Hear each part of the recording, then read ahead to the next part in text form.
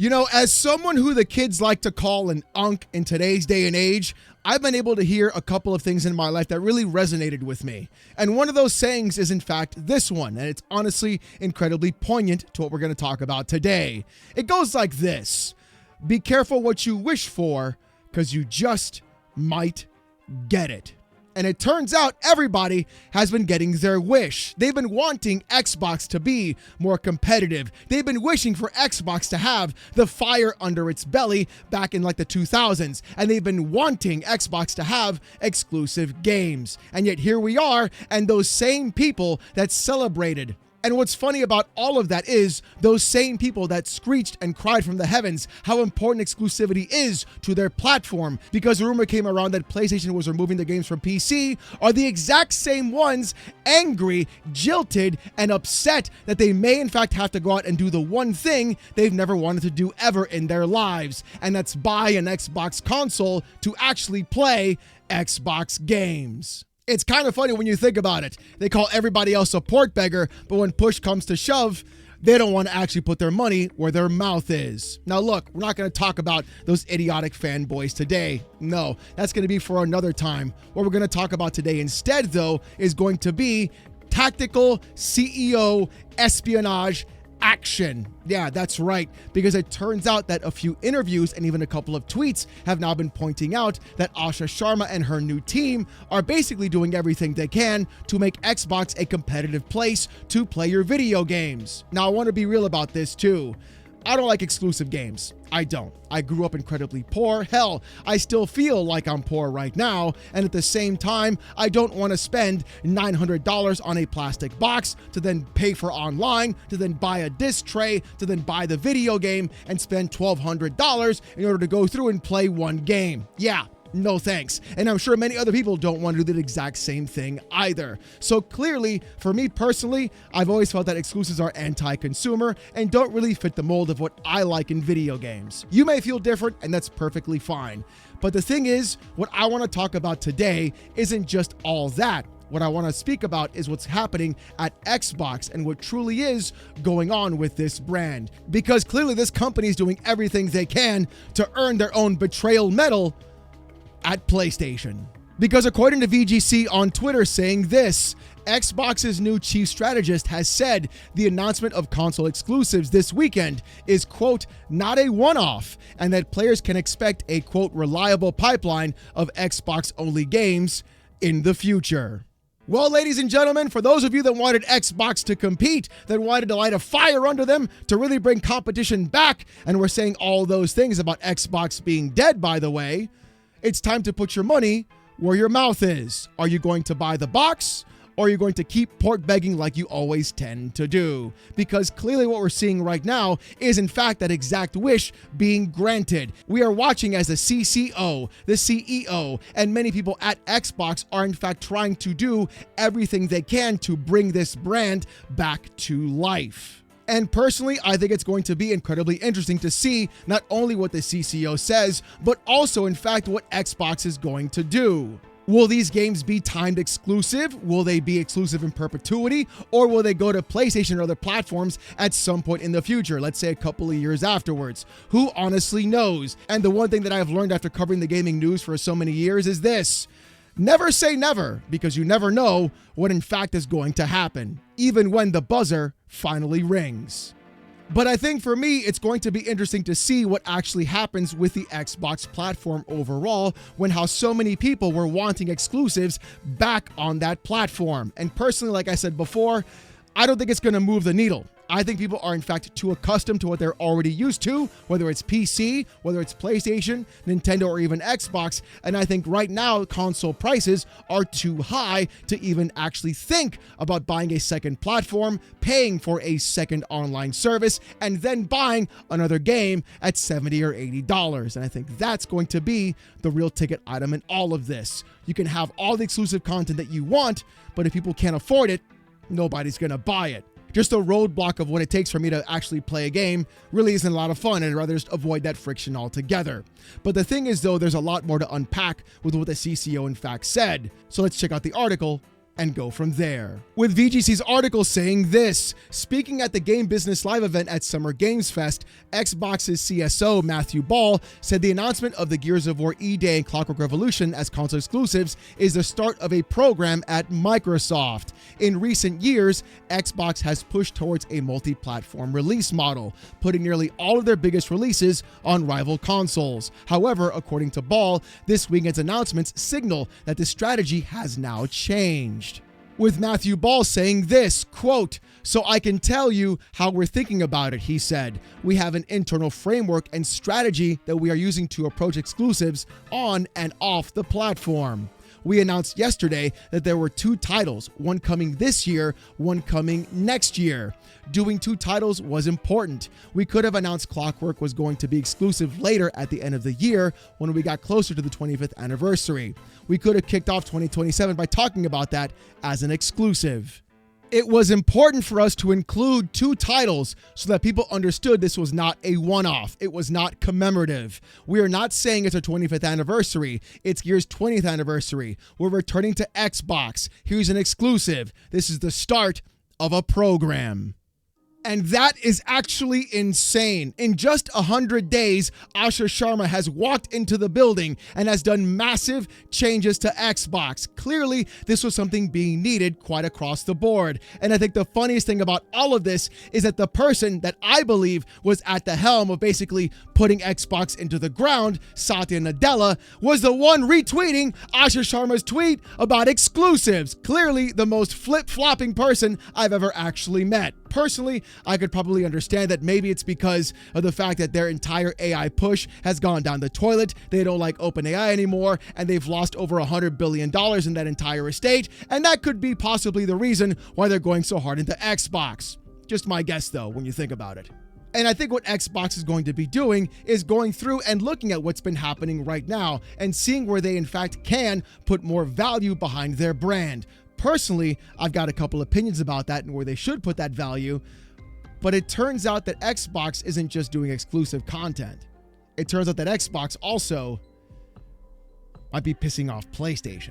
Now, let's be real. Even with all of that happening with Matthew Ball and the CSO and telling us, hey, there's going to be more exclusive games, it turns out that things are not going to be as rosy or as clear as everybody expects them to be. We saw things like Halo Campaign Evolved, which, number one, I absolutely hate that name of that title. It makes no sense whatsoever, and it's practically half a game if you ask me. Literally being walked around, paraded, and tweeted out by PlayStation, and then having the trailer being shown that the footage was captured on a PS5 Pro. Then you also have other titles as well, like Fable still hitting PlayStation on top of that, and so many others. It really becomes far more confusing and muddying the waters. And it turns out Matthew Ball had something to say about it. With Matthew Ball saying this, quote, "We have a third bucket of titles. Those titles that we have previously announced or previously committed with our partners, with players, with teams, that we've decided to maintain those commitments." He added, referencing Fable, Halo, Campaign Evolved, which are both coming to PS5. Ball also claimed that Xbox shed, quote, "millions of subscribers when the price of Game Pass increased late last year. Since the recent price cuts were introduced, subscribers have, quote, returned to growth," according to Xbox.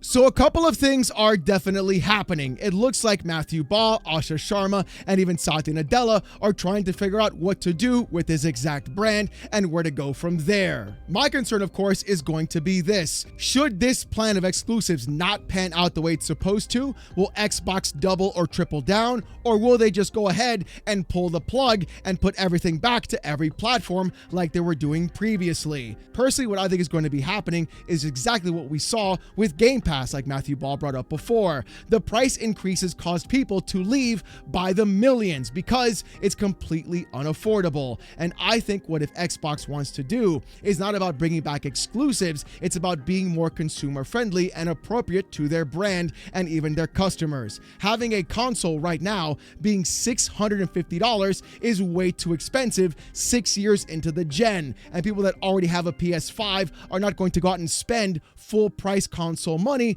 on a system that already plays the majority of the games they already have. Really, it makes no sense. No matter how many exclusives you put behind it, nobody wants to drop $700 on a console to play just a couple of games. It doesn't matter which side of the aisle you're actually on.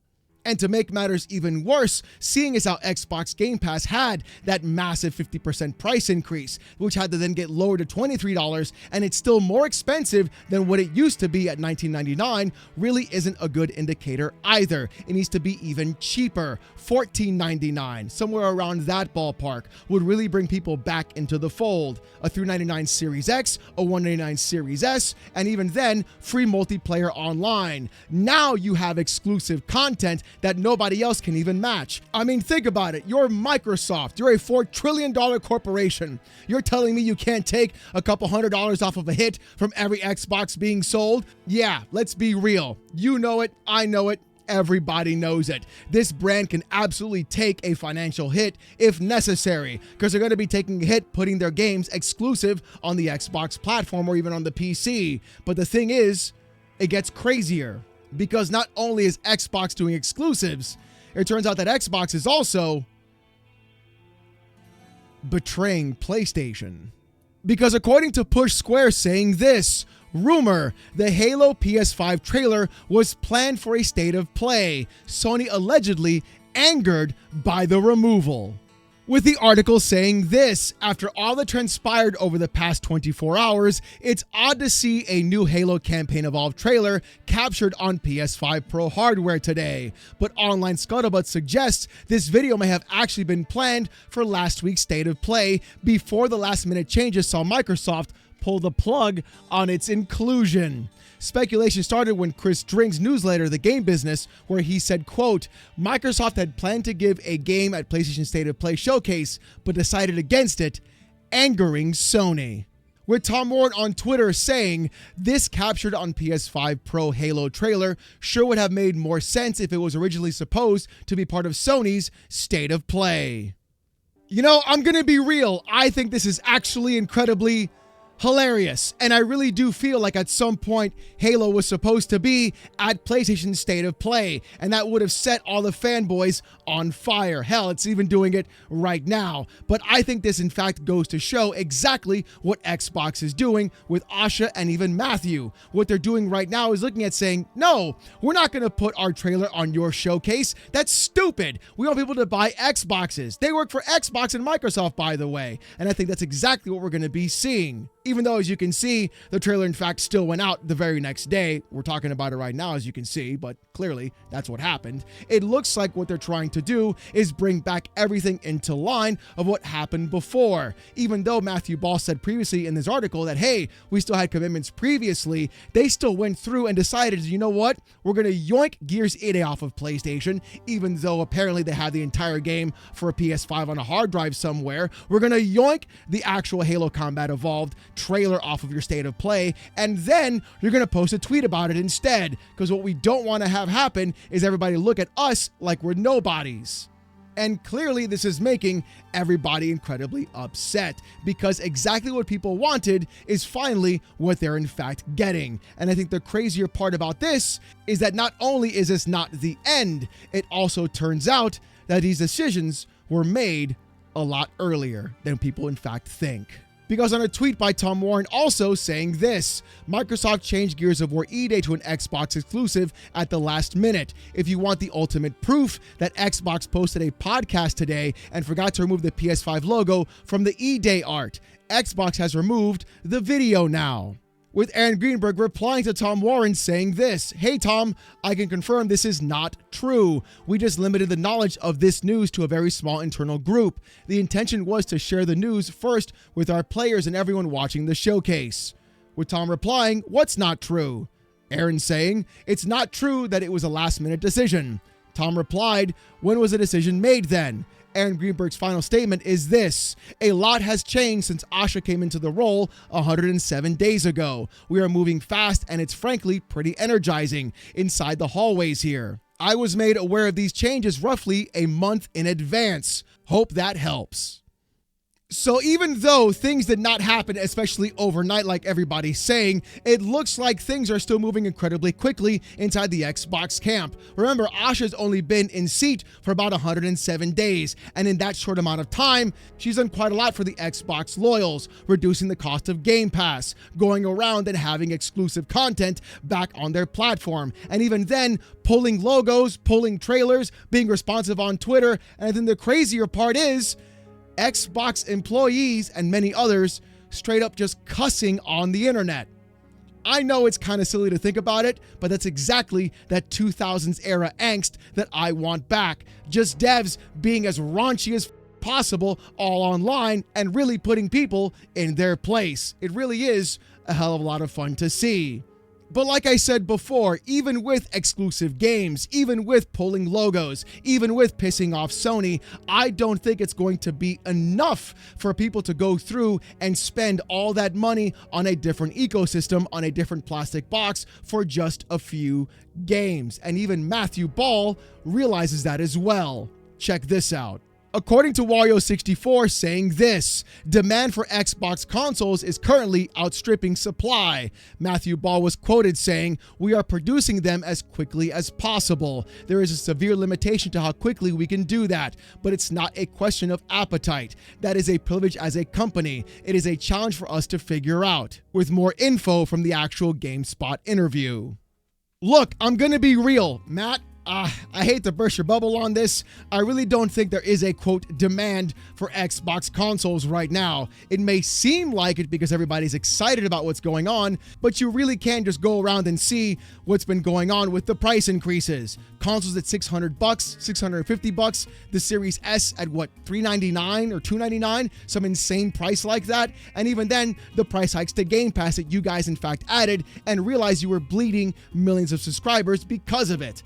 I think what has to happen right now to really create demand isn't just exclusive games like people really want to have. I think what's going to create demand is in fact lower prices, better console prices, better service prices, better ability to in fact give proper compute to literal owners who are buying your product. The Series X right now should be $299 or $399. The Series S should be $199 right now at the very most when you think about it. You drop those prices that hard and then you say, look, here are the actual exclusive games that we have, and we drop the price of Game Pass on top of it, and there's no actual online fee for multiplayer. You're going to be seeing people stop and take a double take and go, hold on a second, wait a minute here. You're actually outpricing the competition. You're actually providing better value. You're providing more games for us to play with Game Pass at a cheaper price than we're getting with PS Plus. Why wouldn't they buy that system? It'd be crazy not to. And that is where it all comes together. Then you can say we have exclusives on this specific console. Because right now, I feel like nobody is going to spend all that money off of one game. Hell, here's a good example. With Trevelyan on Twitter saying this, quote tweeting Wario64 about Gears of War E-Day being Xbox console exclusive, saying, "Hey man, I'm not paying $875 for this." And the Gaming Prophet NYC quote tweeting him and also saying, "Hey man, I'm not paying $950 for this," showing a picture of Wolverine. And that is exactly where I think the majority of the gaming industry is in fact sitting. I play on PC. If Xbox did the absolute unthinkable thing and pulled all their games off of Steam and no longer made PC ports, which would be insanely stupid to do, by the way, just letting you guys know that, and either forced me to use the Xbox PC app or decided that the only way I could play Xbox games was on their console, I'm not going to spend $850 for those specific games. Sorry, not sorry. I'll let them skate on by. Just like so many people on PC didn't buy PlayStations because they were putting those games onto the PC platform. They were never going to be your customers in the first place. And I think what people are looking at right now isn't the games behind the actual box or what's exclusive. What people are in fact looking at is opening their wallet and going, yeah, no, I'll be good where I am right now. All I play is Fortnite, COD, FIFA, and everything else anyways. Why spend all that extra money for no particular reason? And I think that's going to be the big hurdle people are going to be dealing with, especially with Microsoft, unless they lower the price. personally on Twitter saying, if you want to sell Xbox consoles, affordable pricing is essential. Current economy makes it difficult, but the average consumer can't afford to spend $1,000 plus on next-gen gaming consoles. And even Spawnwave chimed in saying this, Xbox Keystone would actually make a lot of sense right now for a cheap alternative, $150 or less with a controller. Is pissing off PlayStation funny? Absolutely. Is making fanboys angry fun? 100%. But the thing is, if a company is going to say we're going to make games exclusive, they have to be more aggressive in their pricing. It has to be more consumer friendly. Because if you don't do that, there's no point to making that game exclusive at all, because nobody's going to buy the box and nobody's going to buy the game either. And I think that's the trick that people are in fact missing in today's modern age. You can't use 2000s era or 90s era or even 80s era console warrior tactics when we're living in 2026, where consoles cost almost $1,000 and people are breaking their bank just to go ahead and have some entertainment at the end of the day. So until the gaming industry realizes that they can't sit off the back of a few whales, it's going to have to make drastic changes. Either make every game available for every single platform, or if you're going to have exclusives, lower the prices of the games, remove the actual online cost, and make things easier and less friction for your customers and consumers overall, and you will see a growth and increase in your actual sales, your user base increasing because you saw it with Game Pass when you lowered the price, and just people enjoying the platform in the first place.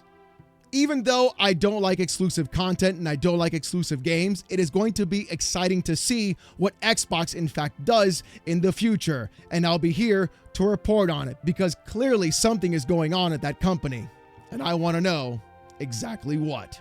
But as always, I want to hear what you guys got to say about this in the comment section down below. Do you think Xbox having exclusives is the right move? Do you think they should lower the price of their systems? Or do you think they're still not doing enough? I want to hear what you guys got to say. And speaking about what you got to say, here's the comment of the day from yesterday's video.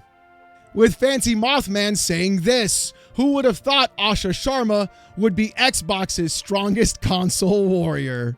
I'm going to be real. I don't think she's a console warrior. I just think she's a woman on a mission. And her mission is to make Xbox a great place to play. Hopefully, though, that'll translate over to PC gaming and it'll make Windows even better. Because if not, I'm jumping to SteamOS. And that could be a big problem for a lot of Windows users and even Microsoft themselves. They're fighting a battle on a lot of fronts. Let's see what they can do. But as always, if you guys want to see more of this kind of content though, more PC port reviews, gaming news, Steam Deck videos, fanboy content, and even live streams, subscribe to the channel. If you want Discord access or emotes during those live streams, become a YouTube member. It's as low as $1. Look, if you don't want to spend the buck, don't even sweat it. Just come on down to the streams Saturday night live, 8:45 p.m. Eastern, right here on this channel as I wear a banana suit and get insulted with text-to-speech. It's actually really funny. Trust me, the community here is actually insane. Live Saturday nights, 8:45 p.m. Eastern, right here on this channel. Do you want even more of me though?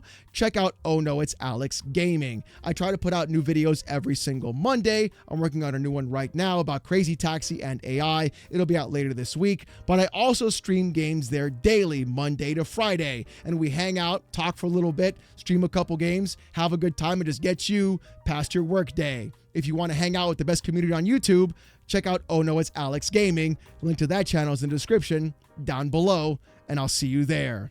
With all that being said, though, thank you guys so much for watching. Hope you have a great one, and I'll see you guys next time. Peace!